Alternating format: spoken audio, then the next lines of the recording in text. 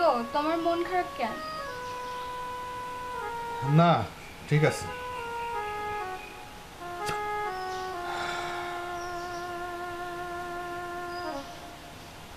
কোনো তো কারণ আছে। কারণ আর কি, তুমি বোঝো না? একটা পুরুষের মন কেন খারাপ থাকে বাড়িতে কিংবা বাইরে। আমি আমি অনেক কষ্টে আছি। একটা বাবা ডাক শুনবার জন্য আমার এই মনটা ব্যাকুল হয়ে আছে। তুমি কি বোঝো সেটা? তুমি কি পারো না আমাকে আমাকে একটা সন্তান দিতে পারো না? কি করব বলো, আমি তো একটা সন্তানের জন্য গুমড়ে গুমড়ে কাঁদি। তোমাকে বাবা ডাক শোনানোর জন্য আমি আড়ালে কাঁদি, তাও তোমাকে বুঝতে দেই না। আমি কোথাও যেতে পারি না। অন্য কারো সন্তান দেখলে আমার যে কেমন লাগে, মনে চাই ছুটে যেয়ে সন্তানটাকে আদর করি। তুমি দাও না, যেভাবেই হোক একটা সন্তান আমাকে দাও না। আমার যে বাবা ডাক শোনার জন্য মনটা ছটফট করতেছে, আমার হৃদয়টা কাঁদতেছে। কি করব বলো, আল্লাহ যদি আমাদের সন্তান না দেয়, কোথা থেকে?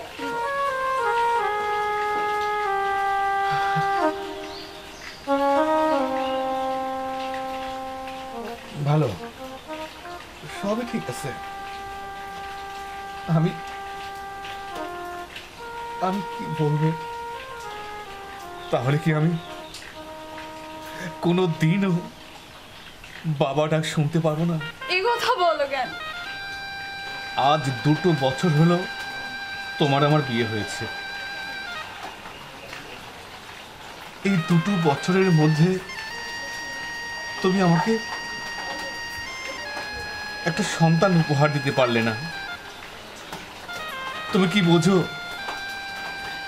বাবা ডাক শুনবার জন্য আমার মনটা ব্যাকুল হয়ে আছে, আমি ছটফট করছি। ওগো, যেমন করেই হোক আমাকে একটা সন্তান দাও।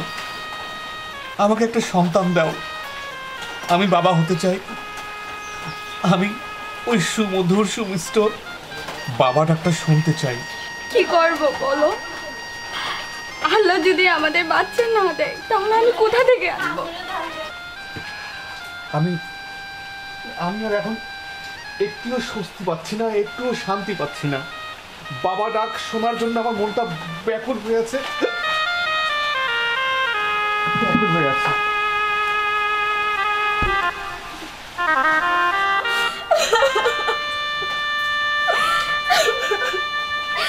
হে আল্লাহ, তুমি আমাকে একটা সন্তান দাও, একটা সন্তান।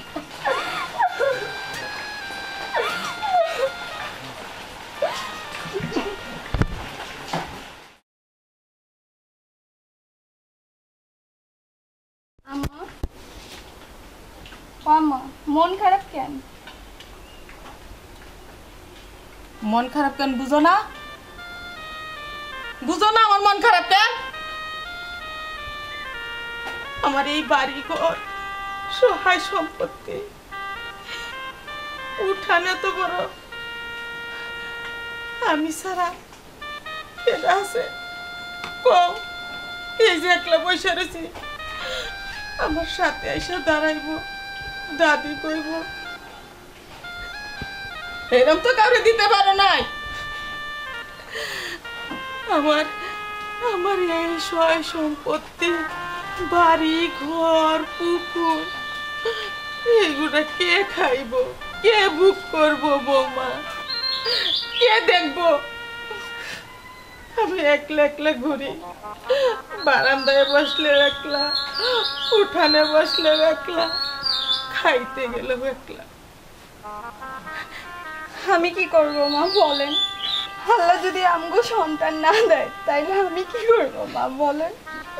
আমার তো কোনো দোষ নাই। আমি তা জানি না, আমি তা জানি না বৌমা। তুমি যে হানতে কেউ আমার সংসারে তুমি ফুটফুটটা বাচ্চা আগে দাও, 2-3টা বাচ্চা আমার উঠানে ঘুরুক দৌড়ুক। আমি জানি না এই সয় সম্পত্তি কেডা খাইব। আমি কি করব বলেন? এখন দোষ আমার না আপনার ছেলে? কিছুই তো বুঝতে পারতেছি না। আল্লাহ আমগো একটা সন্তান না দিলে আমি কি করব মা? আমি জানি না কার দোষ কার গুণ, আমি কিছুই জানি না। আমি শুধু বাচ্চা চাই, আমার বংশের প্রদীপ চাই। এই বংশের বাতি জ্বালানোর মতো আমি বাচ্চা কাচ্চা চাই।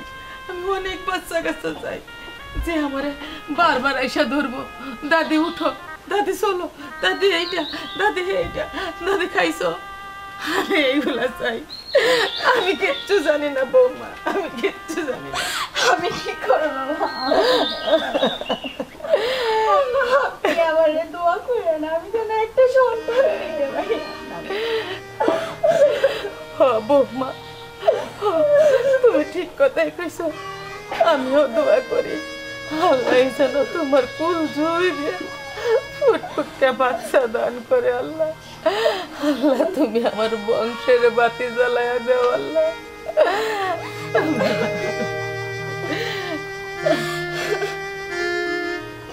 চলেন মা, খাইতে চলেন।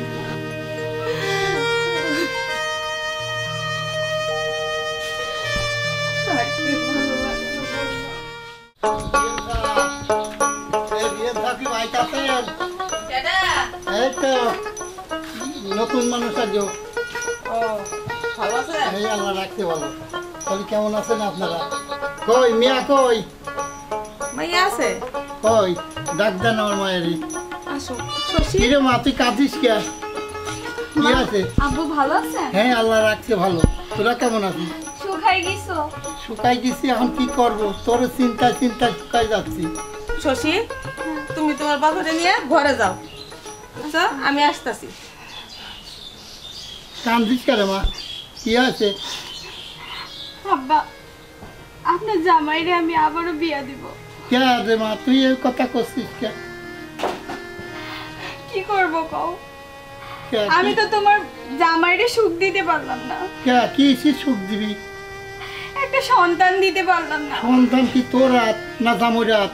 সব উপর আল্লাহ রাত। কি করব বলো? উপর আল্লাহ যদি না দেয় তাহলে তো করার কিছু নাই। আর এই সুখীর সংসারে আবার জামুর বিয়ে দিবি, এ কামটা তো আমি পছন্দ করিনি। তখন আবার অশান্তির ঘটা ঘটিয়ে যাবি। না, তোমার জামাইরে আবার বিয়ে দেব। আমি চাই তোমার জামাই ভালো থাক, সুখে থাক, একটা সন্তানের মুখ দেখুক। তাই জামাই কি কয়?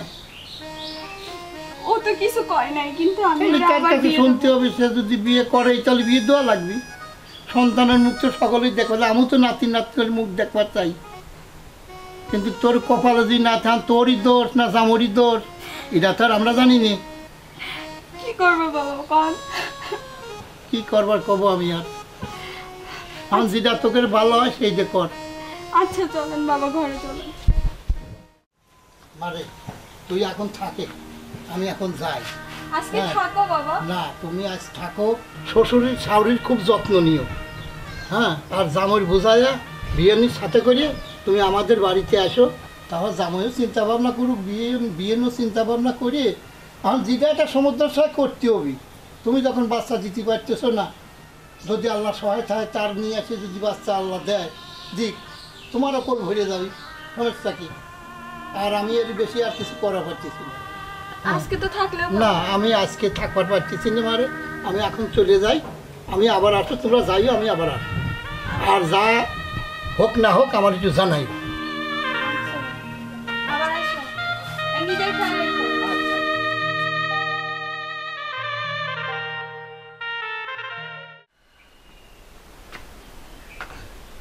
মা, বৈশা বৈশা কি ভাবতেছো? কি ভাবতাছি জানোস না? কি মা? একলা একলা আর কত মানুষ থাকে এই সংসারটার মধ্যে। যেহানি যাইয়া নি আমার একলা বসে থাকা লাগে, যাই কাই তাই একলা খাওয়া লাগে, ভালো লাগে না আমার আর। মানে তোমার কথা বুঝলাম না মা। হ, আমার কথা বুঝবি কেমনে? আমার কথা বুঝস নাই কে? আমি যে বুড়া হইছি, দাদির উপযুক্ত হইছি, ও বুঝছি মা, বুঝছি বুঝছি বুঝছি। এখন বুঝে। একলা একলা বসে তাই আমার কাছে এসে বসে থাকতো বাচ্চা কাচ্চা। মা গো, তুমি একটু দাদি ডাক শোনার জন্যে এই সংসারে ভবিষ্যৎ বাতি, ভবিষ্যৎ প্রদীপ কিভাবে জ্বলবে, জ্বলে থাকবে, কে এই সংসারে হাল ধরবে, তুমি কি মনে করো? তোমার দাদি হইতে শখ করে, নাতি নাতনির সাথে খেলা করতে শখ করে,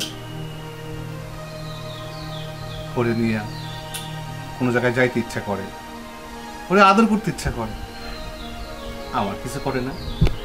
তুমি জানো মা, আমি যখন এ পাড়া ও পাড়ায় যাই, ওই রাস্তা দিয়ে হেঁটে যাই, কোনো স্কুলের সামনে দিয়ে যাই, তখন দেখি বাচ্চারা খেলা করতেছে, অনেক বাচ্চাকে বাবা মা বাচ্চাকে নিয়ে স্কুলে যাচ্ছে, তখন আমার বুকটার মধ্যে হু হু করে কাইদা ওঠে। কিন্তু এই কথা তো আমি কাউকে কইতে পারি না। আমি একমাত্র তোমার বৌমার কাছেই কইছিলাম। তাছাড়া আমার এই কষ্টটার, এই দুঃখটা আমি কারোর সাথে আলোচনায় আনতে পারি না মা। কিন্তু বাজান এইভাবে তো চলা যায় না। এই সহায় সম্পত্তি কে খাইবো, কে দেখবো? তুমি সহায় সম্পত্তির কথা চিন্তা করতেছো মা? আমার বুকটা ফাইটা যায় একটা সন্তানের লেগা। আমার এই বুকটার মধ্যে তোলপাড় শুরু হয়ে যায় চিন্তা সেই যে কখন আমার সন্তান আমারে আব্বা করে ডাকবো, দৌড়াইয়া আমার বুকে ঝাঁপাইয়া পড়বো, চুমায় চুমায় আমি ওর সারা শরীর ভরে দেবো, আমি ওরে গোসল করাবো, আমি ওরে খাওয়াবো, আমি ওর স্কুলে নিয়ে যাবো। বাজান, কিন্তু মা বাজান, আমি পারি না, আমি পারি না। আমি আমি ডাক্তারের কাছে গেছিলাম, কি কইলো ডাক্তারে? বাজান, ডাক্তার তো আমার কোনো দোষ খুঁজে পাই নাই। আমি তোমার বৌমার কাছে কইতে পারি নাই যে দোষটা শুধু আমার না তোমার। কারণ কি জানো, আমি যদি এইটা কই ও আরো বেশি কষ্ট পাবে মা। আমারও এটা সন্দেহ হয়েছিল, কিন্তু আমি কই নাই। কিন্তু আর কি করার। আম্মা, আমি একটা সিদ্ধান্ত নিচ্ছি, আমি ওরে আবারও বিয়া দিব। তোমার কি মাথা ঠিক আছে? না, আমার মাথা ঠিকই আছে, আমি তো ওরে আবারও বিয়া দিব। না না, আমি চাই তুমি সুখে থাকো, আমার জন্য কেন তুমি কষ্ট করবা? কষ্ট আমি একা পাইতেছি না, কষ্ট আমি তুমি মা সবাই মিলাই পাইতেছি। তাই বলে কি আমার আবার একটা বিয়ে করতে হইব? হ, বৌমা ঠিকই কইছে। মা তুই আমার কথা শুন, বৌমা যা কইছে ঠিকই কইছে। এই সংসারে যদি বাচ্চা কাচ্চা না থাকে, বাতি জ্বালানোর কেউ না থাকে, তাহলে আমি কেডা, তুই কেডা, বৌমাই কই থাকবো? সতীনের ঘরতেও যদি একটা পোলাওয়া, তাও তো ওরে মা কইয়া ডাক দিব না। বৌমা, তুমি ঠিকই বুদ্ধি করছো। তুমি কি জানো, মনে হয় জানো না, আমি যতটুকু জানি আমাদের এই সমাজে দ্বিতীয় বিবাহ করার পর অধিকাংশ সতীনের সংসারে, মানে অন্তত 75% সতীনের সংসারে নিয়মিত অশান্তি থাকে। তুমি যে আশায়, যে সুখের আশায় আরেকটা বউ আনতে চাইতেছো, সেই সুখ, সেই আনন্দ আর খুঁজে পাবে না মা। এর চাইতে বেশি কষ্ট হবে, এর চাইতে বেশি অশান্তি হবে সতীনের সংসারে। এত বেশি বুঝিস না। বৌমা যা কইছে তাই হইব। আমি দাদি হমু, তুই বাপ হবি।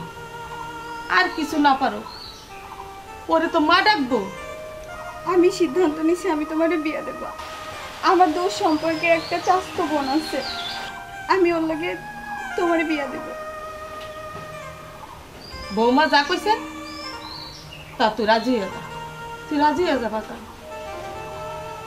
ও তো নিজের বংশের মাইয়াই দেখছি, দূর সম্পর্কের আত্মীয়। তুই রাজি হইয়া যাবা যা, ওরা ঠিক এই মিলেমিশে থাকবে। ঠিক আছে, আমার কথা যখন তোমরা শুনবা না, তোমরা যেটা চাও তাহলে সেটাই হবে।